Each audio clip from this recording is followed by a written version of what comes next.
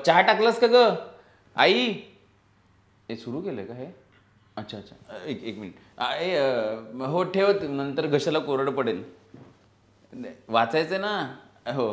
नमस्कार नमस्कार, या भागात तुमच्या सगळ्यांचं स्वागत आहे. मी पुष्कराज तिरपुटकर आणि तुम्हाला कळलं असेलच हा कार्यक्रम कुठला आहे, कारण तुम्ही रेग्युलरली बघताय. हा कार्यक्रम आहे रोहन प्रकाशन प्रस्तुत दिल के करीब अक्षरांचे चांदणे, सहप्रायोजक द प्रधा स्टुडिओ. आणि या भागात मी एक खूप गंमतशीर कथा वाचून दाखवणार आहे. श्रीकांत बोजेवार यांचं पुस्तक क्षुल्लकची ब्लॅक कॉमेडी, ह्या पुस्तकातलं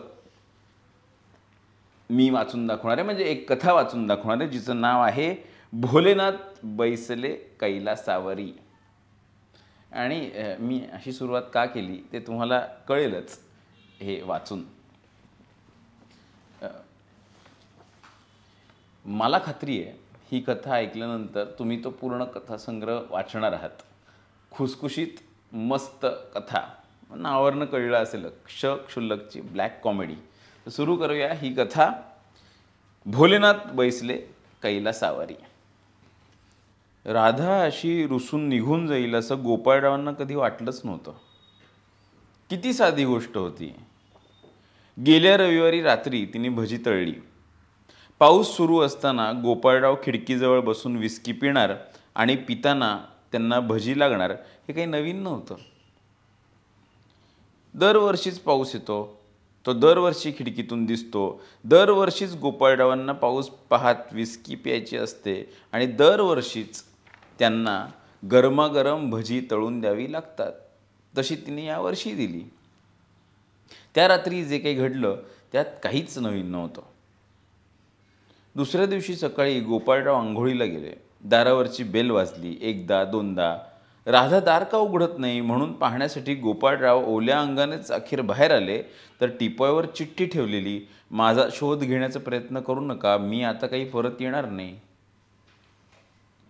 गोपाळराव आयुष्यात कधीही पोलीस स्टेशनची पायरी चढले नव्हते. तुम्ही तक्रार नोंदवायला गेलात तरी तिथे आधी 4 कानफटात मारतात आणि मगच तक्रार लिहून घेतात, असं त्यांच्या एका मित्रानं कधीतरी त्यांना सांगितलं होतं. ते खरं असो अथवा खोटं, आता त्यांना जाणं भाग होतं. आत्तापर्यंत ते टाळाटाळ करत होते, पण आणखी किती दिवस चालणार? आणखी उशीर केला तर पोलीस कदाचित 4च्या ऐवजी 8 मारतील कानफटात. पोलिसांचं जाऊ द्या, अहो मुलगा, सून, नातवंड, मुलगी, जावई सगळेच विचारतील. त्यांना काय सांगायचं? कुठे गेली ही कोणास ठाऊक. बरं गेली तर गेली, खरंच गेली हो. त्यांना आधी वाटलं होतं की राधानं आपली मस्करी केली असेल, आपल्याला अद्दल घडावी म्हणून ती कुठेतरी गेली असेल, तासा 2 तासात परत येईल. पण 8 दिवस आणि आपल्या ओळखीच्या कोणाकडेही ती नाही. नातेवाईक, मित्र सगळ्यांकडे पाहून झालं. मुलगा अमेरिकेत, मुलगी कॅनडाला. दोघांचेही दर रविवारी नेमाने फोन येतात, तसे आजही येतील. त्यांना काय सांगायचं? त्यांचा फोन येण्याआधी राधा लेकीला, सुनेला काय काय सांगायचं आहे, काय काय विचारायचं आहे याची यादीच घेऊन बसते दर रविवारी. ती बाहेर गेली म्हणून सांगितलं तर त्यावर कोणाचाच विश्वास बसणार नाही. काय वाटेल ते झालं तरी ती फोन चुकवत नाही हे सगळ्यांना माहिती आहे. बरं ती आजारी आहे म्हणून सांगितलं तरी तिच्याशी 2 शब्द बोलण्याचा आग्रह धरणारच कोणीतरी. आता तिच्या घरी नसण्याचं खरं कारण सांगावंच लागणार. आणि ती घरून जाऊन 8 दिवस झाले असं सांगितलं तर सगळे विचारणार की काय काय केलं तिला शोधण्यासाठी, कुठे कुठे शोधलं तिला. मग आता पोलिसांकडे गेलंच पाहिजे, किमान तक्रार नोंदवली आहे एवढं तरी सांगता येईल. फार तर तक्रार नोंदवून आता 4 दिवस झाले आहेत एवढंच खोटं सांगावं लागेल. पण ठीक आहे, माफक खोटं बोलायला काय हरकत आहे. सुनबाईचं बोलायचं मूड नसेल तर ती सांगतेच ना, डोकं धरलं किंवा जिभेवर फोड आलाय म्हणून. मग एखाद वेळ आपणही थोडंफार खोटं बोलायला काय हरकत आहे. गोपाळरावांनी राधाचा आणि त्यांचा असा एकत्र फोटो शोधला आणि सोबत घेतला. पोलिसांना फोटो द्यायला हवा ना. तो फोटो एका प्लास्टिकच्या पिशवीत घालून ते घराबाहेर पडले. मात्र काही केल्या त्यांचे पाय पोलीस स्टेशनच्या दिशेने जातच नव्हते. गोपाळराव अखेर मनाशी निर्धार करत पोलीस स्टेशनच्या दिशेने निघाले. ते बराच वेळ पोलीस स्टेशनात इकडून तिकडे फिरत होते. कोणी त्यांची साधी दखलही घेतली नाही. अखेर ते स्वतःच हिंमत करून एका टेबलाजवळ गेले. टेबलाच्या मागे खुर्चीवर बसलेला पोलीस चहा पित होता. त्याची अर्धी मिशी चहात बुडून ओली झाली होती. हा तर लेकाचा चहात बुडवून मिशीच खातोय बिस्किटाऐवजी, गोपाळराव स्वतःशीच म्हणाले. पोलिसांनी चहाचा फुरका मारता मारताच गोपाळरावांकडे पाहून चेहऱ्यानेच प्रश्न विचारला. तेव्हा त्याची मिशी बशीतल्या चहात डुचमळली. गोपाळराव खुर्चीत बसू लागले. बसता बसता त्यांना जंजीरमधला सीन आठवला आणि हा मिशाळ पोलीस खालून खुर्चीला लाथ घालून ये पोलीस स्टेशन आहे, तुम्हारे बाप का घर नाही असं काही म्हणेल की काय अशी भीती वाटू लागली. पण तसं काही झालं नाही. बोला. तक्रार द्यायची होती. कसली? बायको हरवली आहे माझी. पोलीस एकदम उठून उभा राहिला आणि त्याने पट्ट्याला हात घातला. गोपाळरावांच्या पोटात बागबुग झालं. अहो प्लीज ऐकून घ्या ना माझं, मारू नका मला. पोलिसांना रागानं पाहिलं. अहो कंप्लेन बुक काढू का नको? मायला येडच दिसतंय. पोलिसांनी कमरेच्या पट्ट्याखालच्या चोर खिशातली चावी काढली आणि त्याच्या खुर्चीच्या डोक्यावर असलेलं कपाट उघडलं. त्यातून कंप्लेंट बुक काढलं. गोपाळराव 4-2% सावरले. कुठं हरवली? घरून गेली हो. ही बघा चिठ्ठी. त्यांनी चिठ्ठी पुढे केली. मग हरवली म्हणून खोटं काय सांगताय? घरून गेली त्याला आम्ही काय करू शकत नाही, घरगुती मामला आहे हा. अहो पण ती कोणाच्याच घरी सापडत नाही आहे. सगळीकडे शोधलं तिला, नातेवाईक, मित्रमैत्रिणी, ओळखीपाळखीचे कुठेच नाही आहे. काय लफडं गिफ्ट होतं का? म्हणजे अफेअर का काय म्हणतात ते? अहो काय बोलताय तुम्ही हे? तिचं वय आता 70 वगैरे आहे. असलं काहीतरी नाही हो. गोपाळरावांनी चाचरत वाक्य पूर्ण केलं. आमचं जरा भांडण झालं होतं. भांडण? भांडण हां तेच भांडण. कायच्यावरून झालं भांडण? काय झालं, त्या दिवशी पाऊस सुरू होता. झालं का? पाऊस सुरू होता म्हणून त्याच्यावरून भांडण करता तुम्ही? अहो ऐकून तर घ्या. बोला ना मग. मी व्हिस्की पीत बसलो होतो खिडकीजवळ पाऊस पाहत. आयला रे रंगेल दिसता की राव तुम्ही. पाऊस, खिडकी, व्हिस्की आणि त्या खिडकीतून समोरच्या फ्लॅटातली एखादी छबुकडी दिसली असेल तुम्हाला. पेलेला माणसाचा काय भरोसा. तुम्ही त्या छबुकडीला पाहून चिठ्ठी मारली आणि तुमचं बायकोसोबत भांडण झालं. काय काका खरं आहे की नाही? मायला हे पेपरवाले एन.डी. तिवारीच्या बातम्या छापतात, त्यांना हे असले म्हातारी दिसत नाही. हा पोलीस आपल्या कानफटात लगावणार नाही याची खात्री पटल्यानं गोपाळरावांना आता धीर आला होता. हवालदाराच्या कल्पनाविलासाला ब्रेक लावत ते म्हणाले, अहो असं काहीही झालं नाही आहे. मी विस्कीसोबत भजी खात बसलो होतो. मला भज्यांमध्ये ओवा लागतो. लागतो म्हणजे काय? लागणारच. बायका त्यात ओवा घालतात. आता घातल्यावर तो लागणारच. त्याच्यावरनं भांडण केला तुम्ही. अहो अहो लागतो म्हणजे हवा असतो, मला पाहिजे असतो. भजीमध्ये ओवा लागतो, पाहिजे असतो. अहो काय काका, लागतो आणि पाहिजे असतो दोन्ही बी सारखंच. मला भातातनी खडा लागतो म्हणजे मला भातातनी खडा पाहिजे असतो. तसं नाही हो. सॉरी, बरं जाऊ देते. तुम्ही म्हणाल तसं. तर मला भाज्यांमध्ये ओवा पाहिजे असतो आणि तिनं तो घातला नव्हता. बरं पुढं सांगा. मी तिला ते विचारलं तर म्हणाली ओवा नाही घरात. असं मग तुमची सटकली. तुम्ही बायकोच्या कानाखाली दिली एक ठेवून आणि ती घरून निघून गेली. तुमचे झाले वांदे. आता भजी बी नाही, वावा बी नाही, निस्तीच हिसकी. बराबर? नाही हो, मी तिच्या अंगावर कधीच हात नाही टाकला आजपर्यंत. मला राग आला म्हणून मी उठलो, भर पावसात बाहेर पडलो, दुकानात गेलो, किलोभर ओवा घेऊन आलो आणि तिच्यासमोर आदळला. म्हटलं घाल ओवा भजीत. आयला किलोवर? केवढ्याला पडलं आठवत नाही हो आता. भयंकर रागात होतो मी. खरं तर चुकलंच माझं. ती रडली तर मी तिला समजवायलाही गेलो नाही घरात. आणि सकाळी मी अंघोळीला गेलो तर ती संधी साधून निघूनच गेली होती. जाताना ओवा घेऊन गेली का निस्तीच गेली? अहो ओवा कशाला घेऊन जाईल ती? त्या ओवा पायीच तर झालं सगळं. बरं द्या फोटो द्या त्यांचा. गोपाळरावांनी फोटो दिला. कवाचा हाय हा फोटो? आमचा एकत्र फोटो काढला होता सुनबाईनं गेल्या वर्षी, आमच्या लग्नाला 40 वर्ष पूर्ण झाली म्हणून. तो हा असा कामी येईल याची कल्पना नव्हती हो मला. बरं जावा आता घरला, काय कळलं तर सांगतो, फोन करतो कुठे बाडी गिडी सापडली तर. बॉडी? काका अहो, माणसाचा काय भरोसा, गाडी खाली आलं, रेल्वे खाली आलं माणूस तर जीव जातो. अशी फिमेल बॉडी सापडली तर फोन करतो. नाही नाही अहो, असं काही झालं नसणार. गोपाळ उठले. बरं फोन कराल ना तुम्ही? अहो करतो, आणि नाही केलं तर तुम्ही मारा की एखादी चक्कर, तेवढेच पाय मोकळे होतील. गोपाळराव निघाले. त्यांना आता राधाची काळजी वाटू लागली. हवालदाराने व्यक्त केलेल्या शंका खऱ्या ठरल्या तर काय याची त्यांना भीती वाटू लागली. दुपारी फोन येतील तेव्हा मुलाची, सुनेची, लेकीची काय प्रतिक्रिया असेल याचीही चिंता वाटू लागली. त्यापेक्षा सगळं काही खरं सांगून टाकावं. एक खोटं सांगितलं की त्यावर पांघरून घालण्यासाठी 10 खोटं सांगावं लागतं. आलाच दुपारी फोन. त्यांचा 13 वर्षांचा नातू होता फोनवर. जरा बाबाला दे रे फोन. नाही मला आजीशी बोलायचं आहे, तिला दे. अरे मला जरा आधी महत्त्वाचं बोलायचं आहे, बाबाला दे. मला काय सांगते, मी सांगतो डॅडना.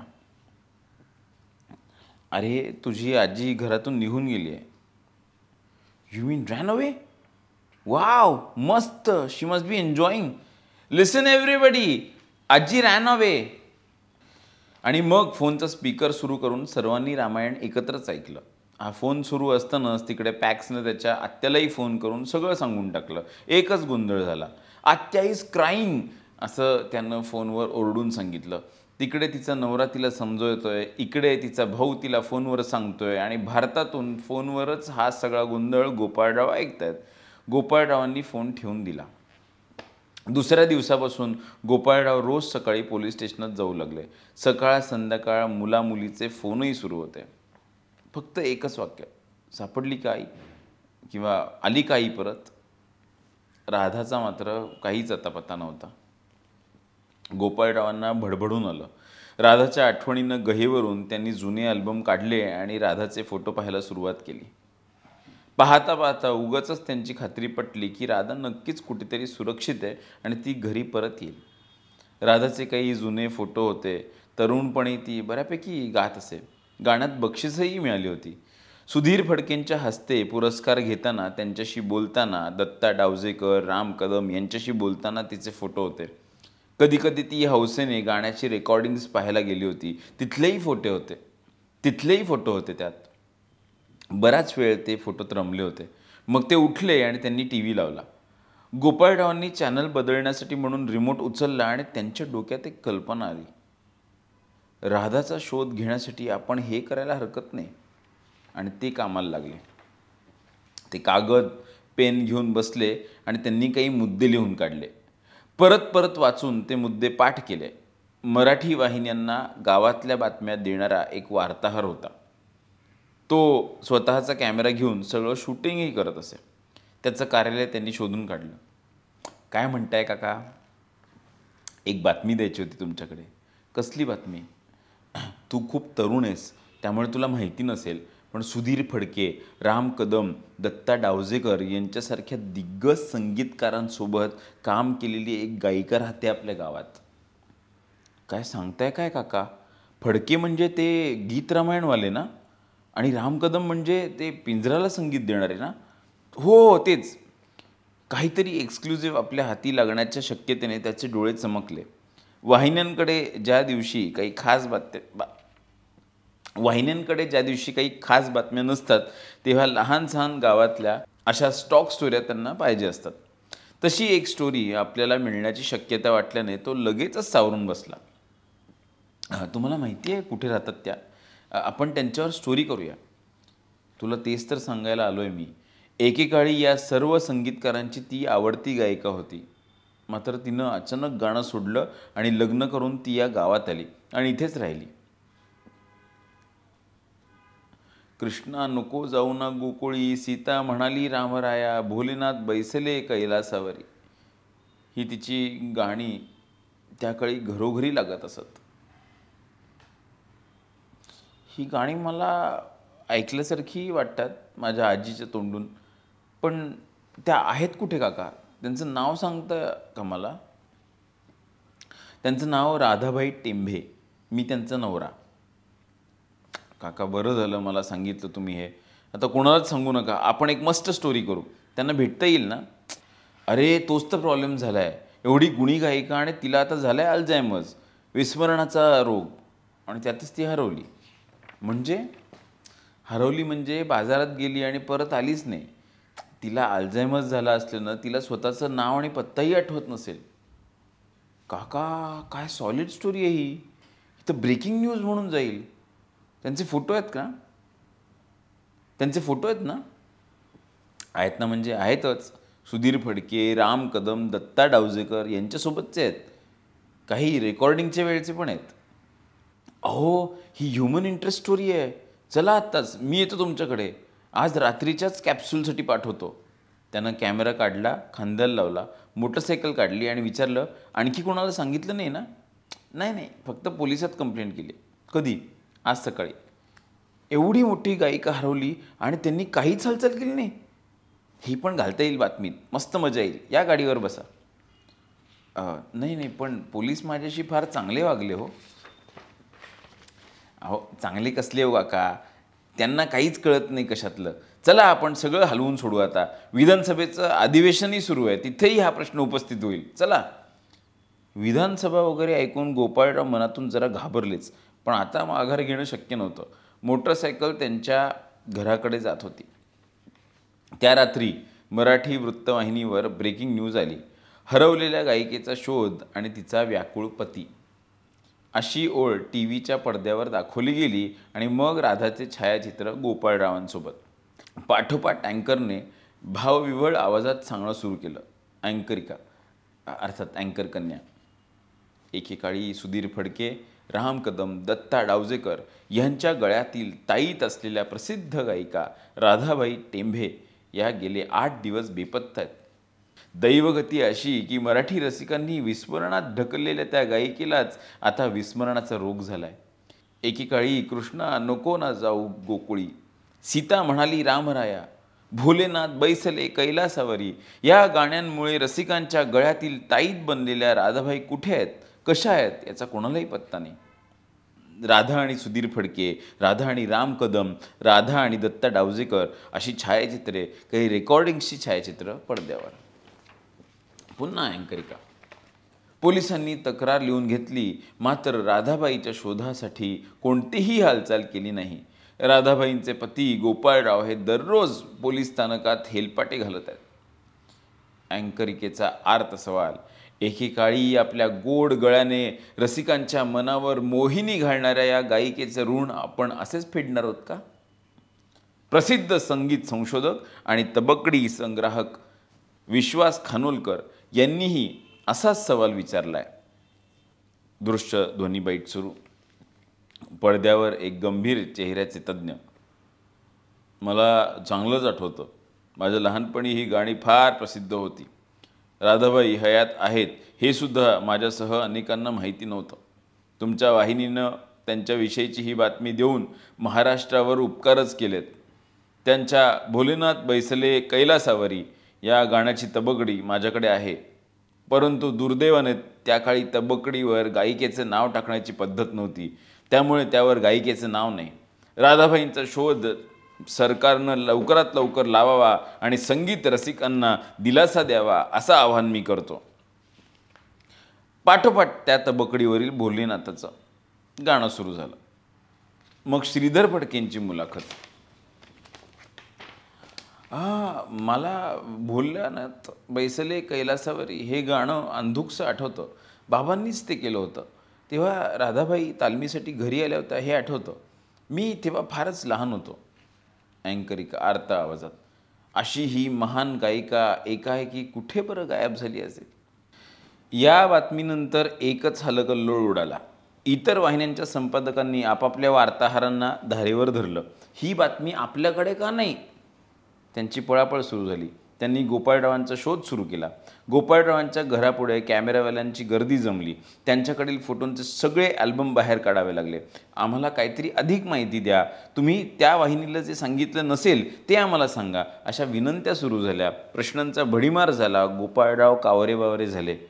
पण आता सगळा बनाव तसाच पुढे घेऊन जाणं आवश्यक होतं. ते प्रश्नांना सामोरे गेले. प्रश्न: राधाबाईंनी मोजकीच गाणी का गायली? गोपाळराव: ती तशी फार चोखंदळ होती. तिला चाल आणि शब्द आवडले तरच गाणं स्वीकारत होती. प्रश्न: लता मंगेशकर, आशा भोसले यांनी राजकारण करून त्यांना गाण्याच्या क्षेत्रातून बाहेर काढलं असं म्हटलं जातं, ते खरं आहे का? गोपाळराव: अशा जर तरच्या प्रश्नांची मी उत्तर देणार नाही. प्रश्न: त्यांनी चित्रपटासाठी गाणी का गायली नाहीत? गोपाळराव: फक्त देवादिकांचीच गाणी गायची असं तिच्या वडिलांचा आदेश होता. सिनेमात प्रेमाची गाणी गावी लागली असती म्हणून तिने चित्रपटांची गाणी नाकारली. प्रश्न: लग्नानंतर तुम्ही त्यांना गाण्यास मनाई केली का? गोपाळराव: अहो, एवढी सुरेल गायिका मी कशाला रसिकांपासून हिरावून नेईन? तिच्या पहिल्या बाळंतपणात तिला खूप त्रास झाला. तेव्हापासून तिच्या आवाजावर परिणाम झाला. मग तिला गाणं सोडावं लागलं. आपल्या या उत्तरावर गोपाळराव स्वतःच भयंकर खुश झाले. उद्या राधा परत आल्यावर तिला गायला सांगितलं गेलं असतं तर पंचायत झाली असती. विधानसभेत गदारोळ झाला. एवढी मोठी गायिका हरवते आणि तरीही सरकार ढिम्म कसे, असा प्रश्न विरोधकांनी विचारला. गृहमंत्री आर पाटील यांनी पोलिसांना आदेश दिले. राज्यात सगळीकडे पोलिसांनी शोध मोहीम सुरू केली. मुलाचा फोन: अहो बाबा, काय हे? मुलीचा फोन: बाबा, अहो काय थापा मारले तुम्ही टीव्हीवर आणि कशा करता? गोपाळराव बावरलेलेच: अरे, पोलीस काही हालचाल करत नव्हते. मला आपलं वाटलं की एखादी बातमी आली पेपरमध्ये की पोलीस हलतील, तर बातमीसुद्धा द्यायला कोणी तयार नव्हतं. मग अचानक माझ्या डोक्यात आलं की अशा बातम्या लगेच दाखवतात सगळे. अहो, पण एवढं सगळं खोटं. अरे, पण हे सगळं एवढं वाढेल असं अजिबात वाटलं नव्हतं मला. आता काय करावं मलाच प्रश्न पडलाय. काही करू नका, आता जे काही बोलला त्यावर कायम राहा. आणि आईला अल्झायमर झालाय हे तुम्ही सांगितलंच आहे, त्यामुळे ती सापडली आणि तिने हे सगळं नाकारलं तरी काही प्रश्नच येणार नाही. मुलगा: पण बाबा, मानला तुम्हाला, तिच्या पहिल्या बाळंतपणात तिचा आवाज गेला होता म्हणे. काय सॉलिड डोकं चाललं हो तुमचं.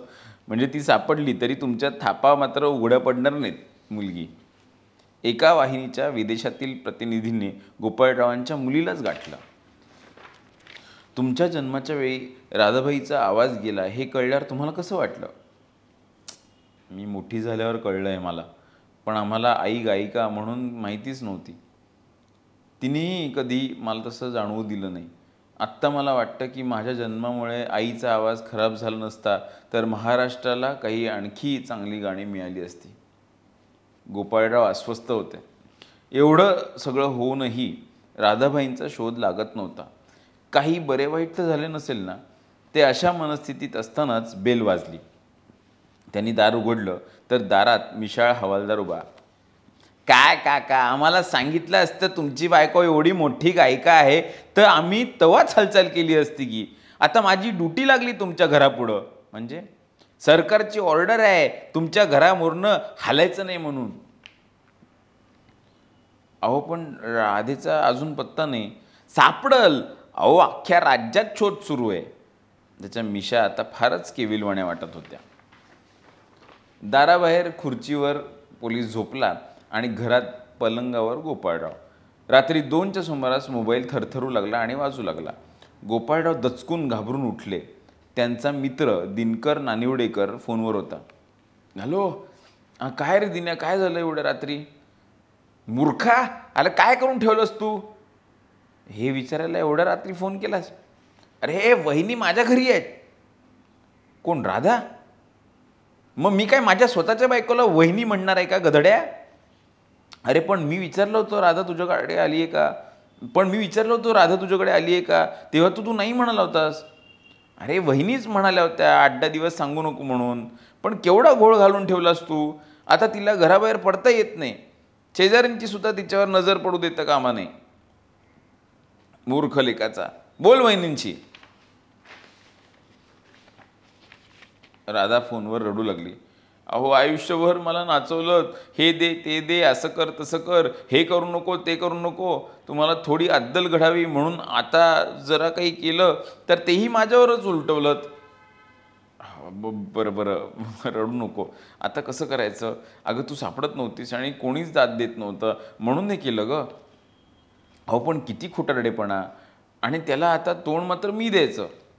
अगं पण तुला अल्झायमर्स झालाय असं सांगितलंय ना मी. काही विचारलं कोणी तर फक्त शून्यात पाहायचं दिलीप कुमारसारखं. तू ये घरी, मग आपण पाहू काय करायचं ते. आता ठीक आहे, भाऊजी मला त्यांच्या गाडीतून सोडतील एखाद्या बसस्टॉपजवळ आणि मग पोलिसांना दिसेन अशा पद्धतीने मी उभे राहीन. तुम्ही आत्ता म्हणालात तशी दिलीप कुमारसारखं शून्यात बघत. मग पोलिसच देतील मला घरी पोचवून. राज्यभर बिचारे मला शोधतायत हो. ते आबा पाटील रोज त्यांना झापतात म्हणे. हो, पण जमेल तेवढं लक्षात ठेव. तुझी गाणी, बाबूजी, राम कदम वगैरे ठेवते, सगळं ऐकलंय मी. आणि ही गाणी कुठून शोधून काढली तो? अगं मनात येतील त्या ओळी दिले ठोकून. बघ ना, त्यातलं ते भोलानाथ बैसले कैलासवारी हे गाणं चक्क खरं निघालं. अरे निघणार नाही तर काय, मला तुम्ही बघायला आलात तेव्हा मी म्हटलं होतं गाणं ते विसरलात वाटतं. अरे बापरे, खरंच की. बघ तुझी प्रत्येक भेट कशी काळजात घर करून बसली आहे. बरं बरं, जास्त मेलोड्रामा करू नका आता. येते मी लवकरच. आणि पोरांची बोलली आहे मी सगळं. त्यांना फोन करू नका. मी दिनू भाऊजींकडे आहे हे तुम्हाला सांगू नका असं मीच त्यांना बजावून ठेवलं होतं. तेही म्हणाले बाबांना एकदा अद्दल घडलीच पाहिजे. तुझीच पोरं, तुझ्याच वळणावर जाणार ती. मीच एकटा आपला बसलोय पोलिसांकडे हेलपटे मारत. तिकडे राधाने तोपर्यंत फोन ठेवून दिला होता. सगळं ठरल्याप्रमाणे पार पडलं. राधा पोलिसांना सापडली. त्यांनी तिला गाडीत बसून घरी आणलं. टी व्हीवाले धावत आले. राधाबाईच्या मुलाखती झाल्या. त्यांनी जमेल तसं खोटं बोलून वेळ निभावून नेली. मात्र हे नाटक आता 2 दिवस करून भागणार नव्हतं. कारण गावातील सांस्कृतिक मंडळानं राधाबाईंना शहरभूषण पुरस्कार जाहीर केला आणि राज्य सरकारनेही राधाबाईंच्या कर्तृत्वाची दखल घ्यावी अशी मागणी वाहिन्यांनी लावून धरली. अल्झायमरचं तुम्हाला सुचलं ते बरं झालं, असं राधाबाई गोपाळरावांना म्हणाल्या. आणि त्याच दिवशी एका वृत्तपत्रात अल्झायमर्सवर एक लेख आला. त्यात त्यांनी राधाबाईंचाच फोटो वापरला होता. गोपाळरावांच्या एका थापेने राधाबाई अवघ्या राज्याला माहिती झाल्या. अनेक म्हातारे संगीत रसिक आणि ध्वनिमुद्रिका संग्राहक राधाबाईंची इतर गाणी आठवण्यात आणि ती शोधण्यात वेळ घालवू लागले. त्यानंतर जवळपास 2 महिन्यांनंतरची गोष्ट. गोपाळराव आणि राधाबाईंच्या घरी त्यांच्या पुढ्यात अंगावरच्या वस्त्रांची लक्तर झालेली एक म्हातारी बसली होती. बऱ्याच दिवसांनी तिला पोटभर जेवायला मिळालं असल्याचं तिच्या तृप्त चेहऱ्यावरून कळत होतं. गोपाळरावांनी एक पाकिट तिच्या हाती ठेवलं आणि म्हणाले, हे घ्या, यात 1,00,000 रुपये आहेत. भोलानाथ बैसले कैलासावरी हे गाणं तुम्ही गायलेलं आहे हे कोणाला सांगू नका. मी कशाला सांगेन? कितीतरी दिवसांनी पोटभर जेवले आज. तुम्ही भली माणसं आहात. हे गाणं मी गायलं तेव्हा कंपनीनं मला 15 रुपये दिले होते. राहिलेले 15 नंतर दिलेच नाहीत. आज तुमच्यामुळे ते व्याजासकट वसूल झाले. मी गावाबाहेरच्या झोपडपट्टीत राहते एकटीच, कोणीच नाही मला. राधाने तिचा हात हाती घेतला. आम्ही आहोत आता.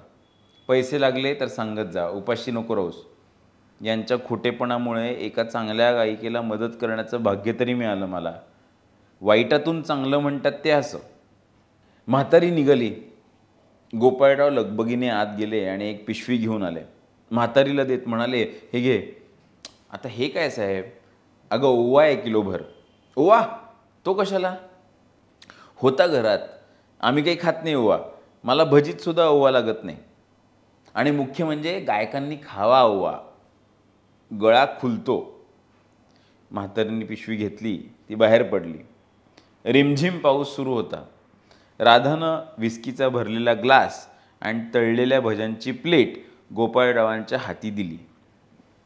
ते खिडकीशी जाऊन बसले. राधा खुशीत येऊन गुणगुणत होती, भोलानाथ बैसले कैलासावरी.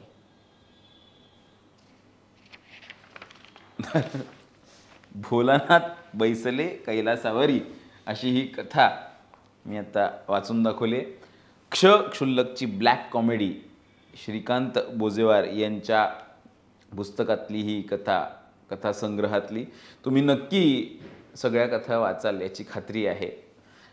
वाचा, अभिप्राय कळवा. आणि तुम्ही जर काही लिहिलेलं असेल, तुमची इच्छा असेल की आम्ही तुमच्यासाठी काही वाचावं तुम्ही लिहिलेलं, तर या नंबरवर संपर्क करा. आम्ही नक्की प्रयत्न करू. तोपर्यंत वाचत राहा. वाचतो मी परत वेगळ्या कथा. अरे चहा झालाच नाही का आई?